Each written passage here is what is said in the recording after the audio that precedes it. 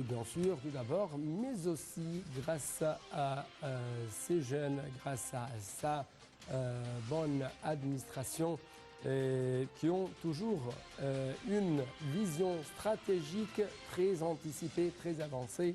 C'est pourquoi on trouve que l'Égypte a déployé des efforts pour stimuler l'économie verte selon des rapports internationaux notés et soulignés par si je puis dire, par le Centre d'information de soutien à la prise de décision IDSC. Avec plus de précision, on trouve que le gouvernement égyptien, selon ce rapport, a déployé des efforts afin d'arriver à une sorte de stimulation de l'économie verte ici en Égypte. Et par conséquent, le commerce vert, dont l'initiative de commerce vert, dont le but est de promouvoir les performances des chaînes de valeur égyptiennes listées à l'exploration, tout en focalisant plutôt sur 8 produits.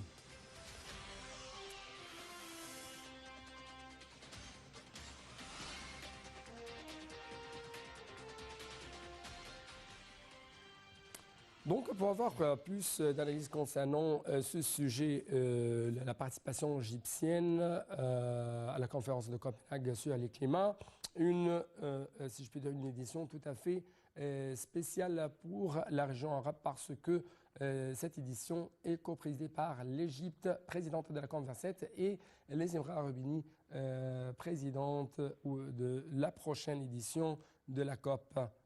Bien sûr, la COP 28. Donc, nous avons actuellement en ligne de l'International international Dr Amr Saleh. C'est un grand économiste de renommée mondiale, notamment sur la scène arabe. Dr Amr Saleh, vous êtes toujours le bienvenu. Bon Ramadan. Bonsoir, le plaisir est toujours le mien. Bonsoir. Bonsoir, monsieur. Ma première question porte sur à quel point vous trouvez que la participation égyptienne à la conférence de Copenhague est tout à fait, cette fois-ci, distinguée. J'aimerais bien sûr savoir votre point de vue sur l'importance de cette participation à cette conférence et comment l'Égypte essaye de défendre les pays en voie de développement, notamment africains. Ça a été une conférence parfaitement réussie, avec la participation de nombreux chefs d'État, avec la participation de délégations des Nations Unies, des institutions financières internationales, sur le thème du changement climatique, qui n'est pas, à mon avis, un concept et quelque chose d'abstrait. Le changement climatique est devenu une réalité quotidienne et aussi représente de nombreux défis pour les pays, pour les communautés, pour les institutions internationales et pour les communautés dans le monde. Et donc, vous savez, ironie du sort, ce changement climatique affecte particulièrement les pays les plus vulnérables, les pays qui sont moins responsables des effets de serre. Et vous savez que les conséquences sont alarmantes. La Terre a déjà connu un réchauffement d'environ 1 degré depuis 1850, avec aussi des régions où le réchauffement a dépassé 1 degré. D'autres seront affectés davantage par une hausse de la température moyenne qui s'élèvera, et il faut peut-être retenir le chiffre, qui s'élèvera à plus de 6 degrés. Donc vous vous rendez compte de la vulnérabilité de nombre de régions dans la globe touchées par l'insécurité alimentaire, par la pauvreté, par la malnutrition. Et donc, il faut peut-être penser qu'un jour, et c'est la ligne des théories du développement économique, un jour, si nous suivons ce rythme fou de développement économique, nous arriverons à un jour où il n'y aura plus de ressources naturelles et plus de développement économique. Et nous arriverons à une guerre, à des guerres où les ressources naturelles seront la cause de ces guerres. Vous savez que la hausse du niveau de moyen de la mer jusqu'à 2100 est arrivé à 50, 60, 80 centimètres. Et ça affecte aussi les côtes, les régions côtières, des zones menacées par la montée des eaux. Vous savez aussi qu'il est estimé que la disponibilité de l'eau dans nombreuses régions du monde va réduire de 20%. C'est dû à la réchauffement climatique, des degrés supplémentaires de réchauffement. Tous ces changements climatiques menacent bien sûr la vie humaine et la vie terrestre en général, la nature en général. Justement, monsieur le ministre égyptien des Affaires étrangères a passé en revue les réalisations les plus importantes lors de la conférence COP27 tenue à Sharm el-Sheikh en novembre dernier. Et il a souligné l'importance de la création de fonds pour financer les efforts de lutte contre les pertes et les dommages liés au changement climatique. Donc, comment vous avez vu les efforts égyptiens dans cette action climatique pour lutter contre le changement climatique? Vous savez, le COP, vous parlez du COP 27. À mon avis, le COP 27 a été une réussite. Les résultats de la COP, bien sûr, les résultats de la COP ont été exposés au cours de cette conférence. Justement, il y a eu un fonds de dommagement. Le COP 27 s'est achevé par l'adoption d'un accord, à mon avis, historique, qui a stipulé la création d'un fonds pour les dommages et les préjudices. À mon avis, ça a été une percée historique, car le terme pour moi, historique, est un terme adéquat, car pour les gens qui travaillent dans l'économie de développement, dans l'économie de l'environnement, les gens qui travaillent dans l'économie de l'environnement, comme dans le domaine où nous travaillons, savent que pendant des années, depuis 1971, depuis la déclaration des Nations Unies, la protection de l'environnement a été un sujet tabou. Et donc, vous savez que cet accord, du fonds de dommagement, a été arraché dans les derniers instants de la COP 27 pour la création d'un fonds qui serait destiné à indemniser les dégâts dus au changement climatique dans les pays pauvres. Et donc la décision prise dans le COP27 donc d'après vous, c'est une percée historique, mais est-ce que c'est efficace dans le cadre de ces différentes crises que traverse le monde actuellement? Est-ce que c'est efficace? Écoutez, efficace, quand vous parlez d'un rassemblement qui a rassemblé plus de 110 dirigeants du monde et avec une participation d'à peu près 45 000 participants, à mon avis, ça c'est déjà un succès. Quand vous parlez de négociations officielles dans la zone verte, quand vous parlez d'une plateforme de gouvernement et d'entreprises et de sociétés civiles de présenter des solutions climatiques concrètes, à mon avis, le sommet sur le climat a été un grand succès, avec aussi, n'oublions pas, avec la participation du pavillon des jeunes, qui a été consacré sur l'intégration des jeunes dans l'action climatique. Et si vous voulez, à mon avis, les efforts des gouvernements ne sont pas aussi efficaces que les efforts des NGOs et des organisations non gouvernementales. Vous vous souvenez que la mission du sommet était de faire le lien entre les dégâts et la participation de différents acteurs.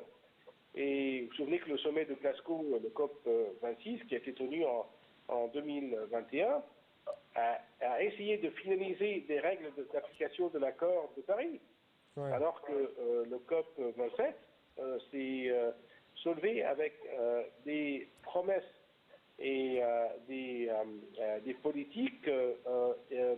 Des promesses honorées? Oui, des promesses qui étaient honorées, alors que la COP 28, qui est prévue aux Émirats Arabes Unis, c'est ça ma question suivante. Comment vous observez cette coopération entre l'Égypte et les Émirats Arabes Unis, au niveau de la lutte contre le changement climatique et la préparation pour la prochaine COP 28.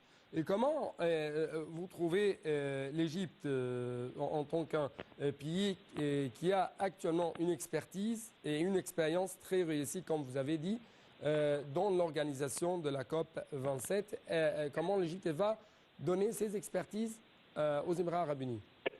Bon, pour terminer avec le COP 27, vous savez que le COP a adopté 2 textes principaux.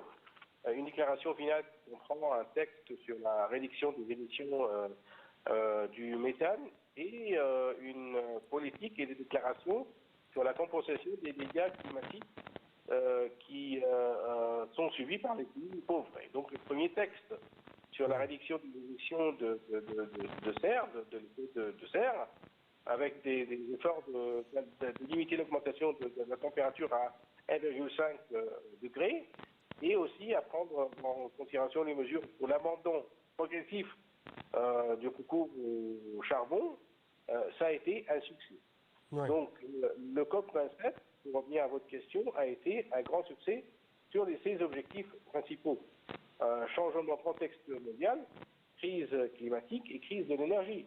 Et vous avez vu qu'au terme du COP 27, vous avez eu une coopération extraordinaire entre l'Égypte et les Émirats arabes unis en ce qui concerne la création d'un fonds et des investissements conjoints dans les hydrocarbures verts.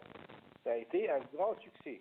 Je crois que si le chiffre me revient, si ma mémoire est bonne, il y a eu une promesse des Émirats arabes unis à verser 10 milliards de dollars de coopération avec l'Égypte.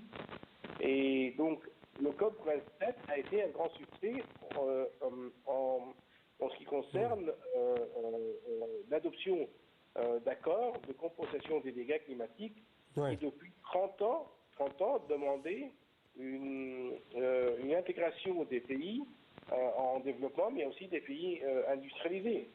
Et les textes prévoient en fait l'établissement de nouveaux investissements pour aider les pays en développement.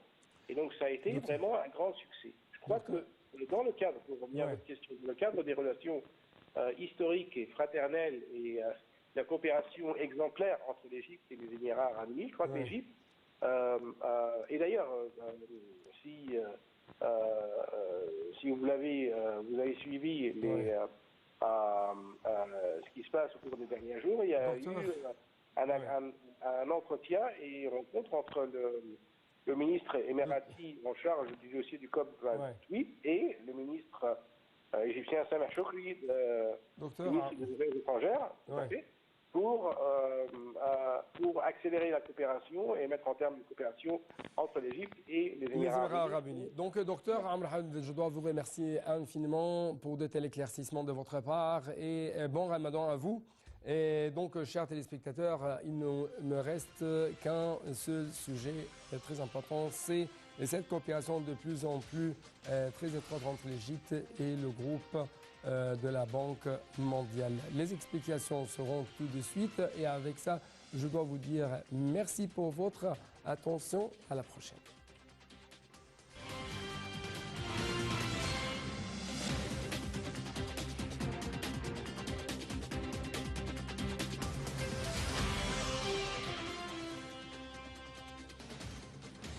Lors d'un entretien avec les délégations du groupe de la Banque présidé par Mme Marina West, directrice régionale de la Banque mondiale pour l'Égypte et le Yémen et le Djibouti, la ministre a confirmé l'importance des efforts déployés avec les institutions internationales pour stimuler le secteur privé et soutenir la croissance globale et durable, car le gouvernement croit au rôle vital du secteur privé dans le renforcement de la compétitivité de l'économie égyptienne. L'entretien s'inscrit dans le cadre du suivi de la mise en œuvre du projet de stimulation et de l'entrepreneuriat pour la création d'emplois, laquelle a été annoncée en 2019 et exécutée en coopération avec les autorités nationales concernées. Le projet vise à soutenir les réformes pour accorder davantage d'opportunités aux jeunes et aux femmes à travers 3 composantes. La première consiste à augmenter le volume de crédit disponible pour les petites et moyennes entreprises et à améliorer leur accès au crédit compte tenu de leur rôle vital dans la création d'emplois et le soutien de la croissance durable. Il s'agit également de combler ce déficit de financement des projets et de promouvoir un environnement permettant au secteur privé de participer davantage au secteur des petites et moyennes entreprises. La ministre a également évoqué l'augmentation du capital d'amorçage, du capital de démarrage et du capital risque disponible pour les startups innovantes qui font face à des risques plus élevés. Le projet vise à soutenir les petites et moyennes entreprises qui ont un grand potentiel de croissance et de création d'emplois, a-t-elle dit. Notons que le troisième composant vise à développer les entreprises et les capacités à améliorer les services de formation et de développement des travaux et de petites et moyennes et micro-entreprises.